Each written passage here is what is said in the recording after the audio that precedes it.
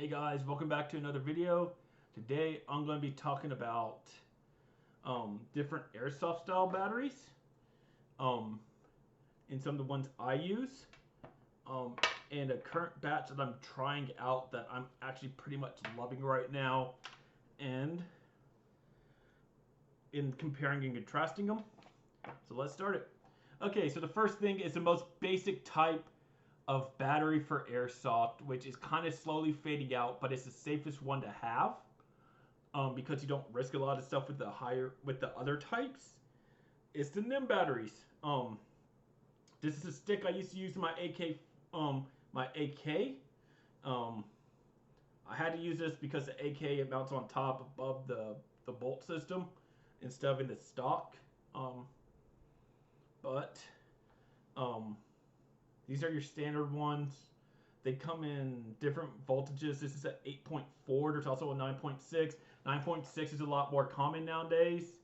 And it comes in more varieties, such as you get them in like nunchuck style and stuff like that for crane stocks. And that's why I'm going to bring up this.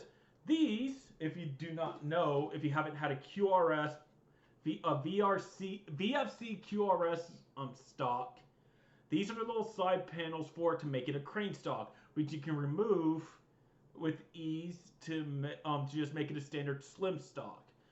If you use a crane, basically, if you would use a crane style battery, you would stick them in here. I liked them because hey, you can remove them if you don't need them, and they made the gun look pretty cool to begin with, and they got little holes right there for batteries. This isn't designed for it, but I'll show you. This actually goes in really simple. If you had a crane style one, you would just attach it right there. Bam. These are pretty much designed for NIM style batteries. As you see, it's going in and out, and there's a lot of room in between there. We do the other one. See, goes in and out. It's designed for NIMs. My problem is when we're going to come with our last type of battery. Where did my other one go? Okay. With the battery after I'm going to show you right now, which is new ones I got, which are newer type on the market that a lot of people are liking. But this one, it's another one that's this is starting to slowly replace the NIM style. If not, pretty much already has, because most people will run these. These are LiPo batteries. This is a 2-cell 7.4 volt LiPo battery. It's 2-cell because each cell, adds up together until with 2 cells you get 7.4. With 3 cells you get 11.1. Most of the time when you're going to be running a LiPo, it's going to be 7.4 volt. Because most guns are not designed for 11.1. You need MOSFET that is designed to be able to take that voltage. And by LiPo, and a term that people constantly confuse, LiPo ready. With the LiPos, you typically had a bigger current going through, just due to how LiPos are. And back in the day, a lot of stuff wasn't LiPo ready because it was still running off NIM. So if it says LiPo ready, it's a 7.4 volt. Don't confuse it with the 11.1. When I went airsofting recently, a person came up going, I need a new battery, or is there something wrong with my gun? Because every time I'm running, my battery is frying my fuse. And they go, what do you mean? Well, it says LiPo ready and I'm running 11.1. He was supposed to be running in a 7.4, but running 11.1. So the extra power due to the 11.1 was blowing his fuse in his G&G Firehawk, I believe it was. But yeah, he had a G&G. I think it was a G&G Firehawk. And so, pretty much, again, just stick to 7.4s if you're going to do it. Just make sure it can fit in there. Where did I put that? Because as you can see, it's a little bit wider than a NIM. So typically if you're running like like depending on where you're running, if you're running it through the stock, it's gonna fit. Um, but just make sure like this doesn't fit in my AK. Like brick style ones like this don't fit in my AK. That's why I got what I'm about to show you after this. I get done talking about this. Um, I forgot about charging. I do not have my NIM charger, but whatever. We'll talk about it after I describe the different type of batteries. Yay, losing train of thought right through. Okay, so yeah, 7.4. You can buy different styles and stuff like that, but 7.4 lipos, you can't go wrong. Just make sure when you're charging, which I'll get into later, you be very careful. So that's that. So this brings up to another one that I just caught in that's actually becoming pretty popular, and I'm using this because like I'm trying to get my guns to be able to be ready for this. I'm just waiting for more MOSFETs of the one I want to come in.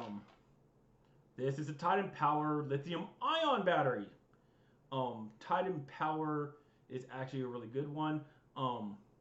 As you can tell, this is a 3-cell lipo that's 3,000 milliamps.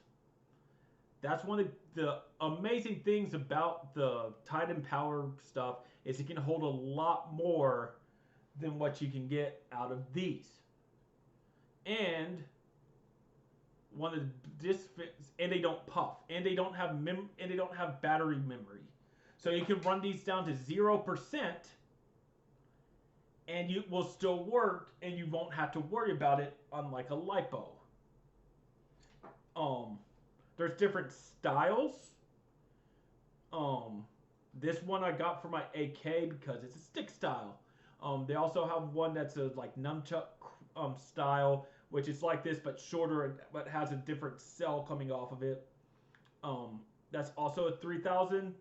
I'll put it like this: if you're running a QRS stock or stock that has very small little crane adapters to it, so to speak, I would recommend you getting the version with the little drop off on it, unless you want to try to get a new stock, which I'm having to do with my M4 because I already bought the other version, which I'm about to show you. But as you can see, it snugly fits barely, and I don't want to shove it in there because I made that mistake, and it's a really tight fit. You can't get it out. It's not meant. These are too, I would say, thin. The diameter's not big enough. These are a little bit bigger than these. So don't make the mistake I did. These are fatter than the NIMs. But they don't puff because they're made in a steel case. Lithium ion can hold more stuff.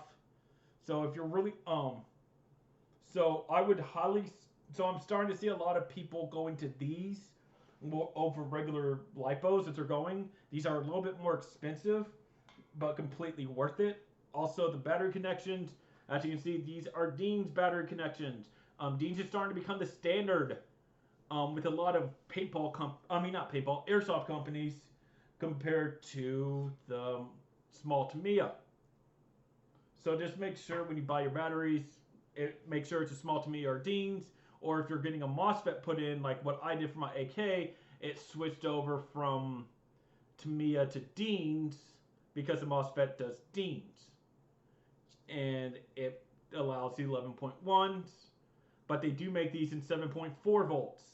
These also have a pretty high discharge rate of, I think, 16 volts? 16 current.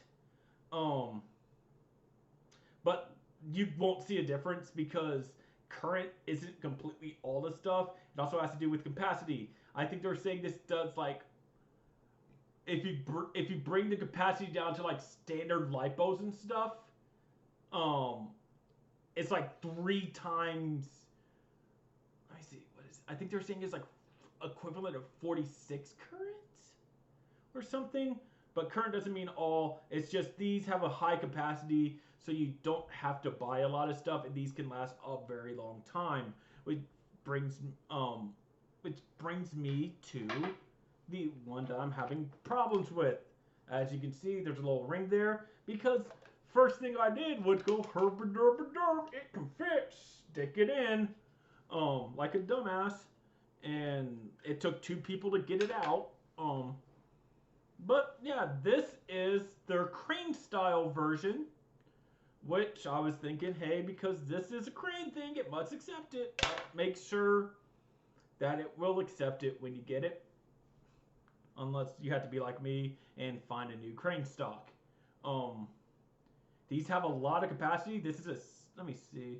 As you can see, it's 6,000, so it's double the capacity of this.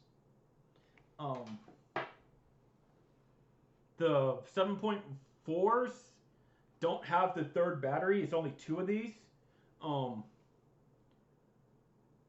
But these are designed to last pretty much all day. It's the equivalent of having 6 of these if they're 11.1s. So it's equivalent to having enough juices. If this was 11.1, 6 of these into 1 battery. So that'll last a pretty long time. Again, it's a lithium ion, I believe it is. Whatever Titan makes theirs out of. It's that style. No puff, no memory. It still has some of the danger of being a lipo. Of being a lithium-based battery, which is it can blow up. So let's get into the hazards. Also note there's also a Dean's. I would highly recommend, if you're doing 11.1, switching over to Dean's because it's a better connection type than the Tamiya. There's no issue with Tamiya. I just like the connection type more, where it's more of a contact surface than the Tamiya. So let's start with this. This has no issue. You can charge it as much as you want, drain it as much as you want. You just need a charger that will cut the current off when it's full. Typically I'll do a smart charger. A lot of the ones that come with it, a lot of people say throw those away. But a NIM charger isn't that expensive. How it charges is unlike lipos, which I'll get to lipos. You just plug this into the NIM chargers just have a connector. You plug it in, and it'll charge through that. You set it, wait for it to stop, and you pretty much forget it. But I wouldn't say just forget it. Please make sure to pay attention to your batteries, because transferring energy and stuff like that, there is going to be heat built up and stuff like that. Well, these aren't dangerous per se. Batteries charging and stuff, pay attention to them. Don't leave them and forget them. Lipos are pretty dangerous. These are the ones that everybody knows, hey, it can explode if you're not doing it properly. Make sure you pay attention to your lipos, because if they puff up and stuff, throw those fuckers away, because that means something's wrong with it. And that means it probably will explode. You charge them with a charger like this. This is a Titan power charger. I highly recommend these. They're a little bit more expensive than standard chargers, but it has a digital display in it. And right now I don't have the power adapter to it. This is the power adapter. As you can see, it got the connectors for 2-cell, 3-cell, I believe 4-cell. It's supposed to say 14.6, which I believe it's the 4-cell lipos, which I haven't tried with 14.6 because I don't see a purpose of 14.6 right now, because 11.1 is way good. So I guess some people are trying to run I think 14.6 is for that. I want to get a machine gun 200 rounds per second type of rate of fire. But let me put it with my just recently charged battery. With this one, I just recently charged it. But you also have to get a little bag with this just to make sure that if it explodes or something, it'll try to contain it. It's a little silver bag. You have to get those with these. Most places when you buy it will suggest, if you go in person, hey, do you have a bag? If you say no, they'll throw you a bag to buy. Make sure you buy that fucking bag, because you don't want this blowing up and setting fire to your house. True, I'm not going to say they're it's going to be guaranteed. But stuff does happen. Make sure stuff doesn't get prevented by doing something cheap. But so with the Titan power, it's pretty much the same thing as the lithium ion. With the lithium polymer batteries, the lipos. Besides, apparently they're supposed to last a lot longer. They're not supposed to puff. And you can run these a lot. Like you can run these like down to 0, unlike these, which you're not supposed to. A lot of like the Titan MOSFET actually, you can program it to like when each cell is showing a certain when it's showing a certain voltage of like discharge, cuts it off. To prevent these from dying. For these, you don't have to. Let me show you what this does. Is one of the reasons why I like this is that display also works when it's not plugged in to the power source. When it's plugged into a power source, you get green. You have like bars going across there, the display, until you plug something in, like so. If you can't see, right now it's a little bit overcharged. It's like 0.1 volt over, but it shows you the voltage on each cell. And it shows 7.4 and 11.1s. What's safe, what's not, what it can charge to. You can charge 11.1s, from what I understand, safely to 12.5. And like 7.4s to 8.3. So they have a little bit higher capacity than what the voltage of the thing is, but typically you want it to be within a safe range. But if you're seeing it's saying like B1, B2, that's the voltage of each one of the cells. So it's showing that you can see if any of your cells are dead or off. Like this is pretty much safe. If you look 4.1, like 4.18, they're like 4.18. So one of my things is a little bit more charged, but it's not going to make that big of a difference. So one of the good things with this is in the field, which is why I bought this, is you can like this one I don't think I've charged because I haven't had to use it. But what you can do in the field is take this out. And monitor what your battery level is at. So this one recently got charged. Yeah, I recently charged this one. This one's probably gonna die soon. I need to actually use it. Yeah, I'm doing a bad thing with that battery. I might have to toss it soon. Hopefully it doesn't puff. In the field you can test your batteries, make sure they're within proper levels, and you don't have to like have a plug with you. You just instantly plug your batteries in, boom, tells you on the thing. You can unplug it, put it back in your gun.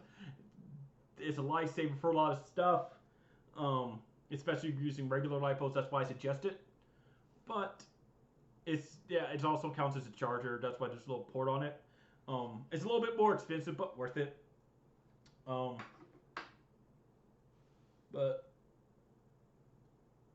I'm not. Let me try to see if I'm going to wrap it up.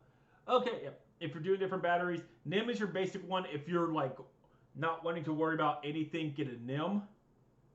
But nope, they are going out of fashion, and they're a lot bulkier and heavier than a standard LiPo battery. Which your LiPo batteries are good, but they have severe letdowns on top of being better. With these, you don't really get the big letdowns, while still keeping pretty much all the advantages of a NIM over a LiPo, and you can pretty much get, and with these you get a lot of power stored in them. But like I said, if you don't get 11.1s, typically if you're running a stock gun or a lower end gun, make sure that your gun, if you get 11.1s, can actually handle 11.1s, such as the VFC Avalon series. I think some of the Evike can do, the Evike brand ones can do it. I know Crytek can. If they have a gate Titan in it, or I think a gate Aster, these will put it in. These will do it correctly. Um, but yeah, and also just make sure your stuff can fit. Don't buy wrong size batteries. Don't pull a mistake like I did, where I could have bought two of the other type, but I was like, I don't want to have to like do it.